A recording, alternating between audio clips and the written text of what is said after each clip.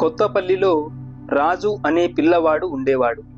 వాడికి పక్షులన్నా, జంతువులన్నా, చెట్లన్నా చాలా ఇష్టం. రోజు అడవికి పోయి పాటలు పాడుకుంటూ తిరగటం, వాగుల్లోకి దిగి ఈత కొట్టడం చేస్తుంటాడు. ఒకసారి వాడికి జ్వరం వచ్చింది. ఎటు పోయేందుకు శక్తి లేకుండా అయింది. అమ్మా నాన్నలు పనులు మానుకొని కూర్చుంటే ఎట్లా? రాజును ఇంట్లోనే వదిలి వాళ్ళు కూలీకి పోయారు. ఒంటరిగా ఉన్న రాజుకు అడవి గుర్తుకొచ్చింది. అడవిలో పక్షులు, జంతువులు ఎంత హాయిగా బ్రతుకుతాయో. వాటికి ఇన్ని కష్టాలుండవు. చక్కగా ఎగురుకుంటూ పాడుకుంటూ తిరుగుతాయి. ఆకలి వేస్తే దొరికిన పండ్లను తింటాయి. అలసిపోతే నిద్రపోతాయి. మనిషి బ్రతుకే కష్టం. నేను ఇట్లా మనిషిలాగా కాకుండా ఏ కుందేలులాగానో పుడితే ఎంత బాగుండేది. చక్కగా అటూ ఇటూ గెంతుకుంటూ, తోటి కుందేళ్లతో ఆడుకుంటూ, అడవిలో దుంపలన్నీ త్రవ్వుకుంటూ, దొరికిన పండునల్లా రుచి చూసుకుంటూ, ఓహ్ భలే ఉండేది అనుకున్నాడు.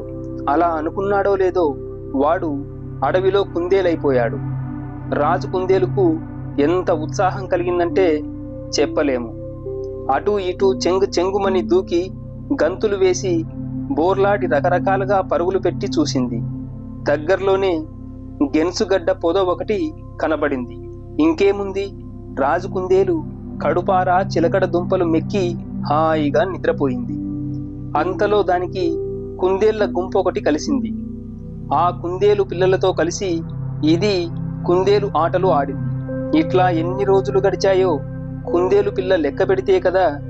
అయితే అట్లా సంతోషంగా బ్రతుకుతున్న కుందేలు పిల్లను ఒక రోజున నక్క ఒకటి తరిమింది. దాని నుండి తప్పించుకునేందుకు పాపం రాజు కుందేలు చెమటలు క్రక్కుకుంటూ పరుగు పెట్టాల్సి వచ్చింది.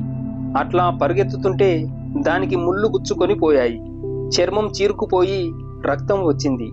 ఆ తర్వాతి రోజుకల్లా దానికి జ్వరం వచ్చేసింది. కుందేలుకు పాపం నడిచేందుకు కూడా శక్తి లేకుండా కూలబడిపోయింది. అబ్బా, ఈ కుందేలు బ్రతుకు కష్టమే.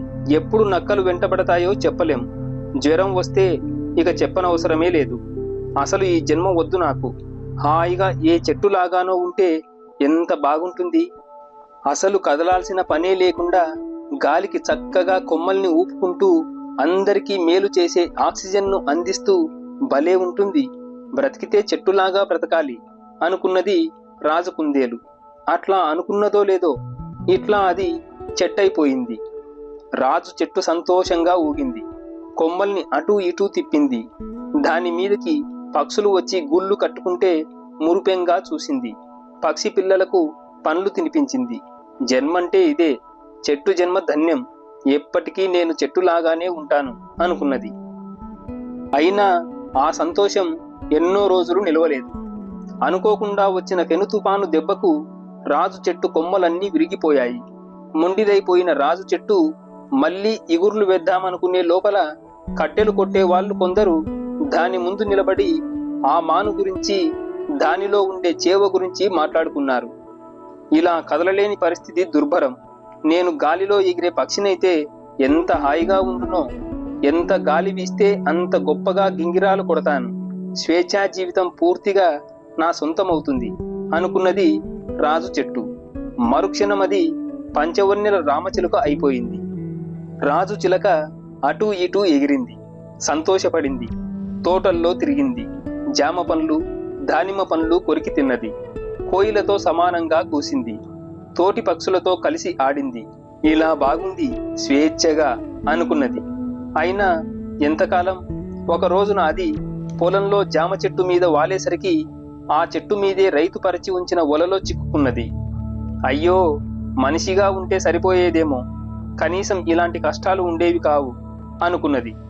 అట్లా అనుకున్నదో లేదో ఇట్లా మనిషి అయిపోయింది మళ్ళీ. ఆ సరికి రాజు జ్వరం తగ్గిపోయింది. కొంచెం నీరసంగా ఉందంతే. ఆ నీరసంలో మంచి కల వచ్చినట్లుంది. రేపటి నుండి మళ్ళీ అడవికి వెళ్ళి ఆడుకోవచ్చు.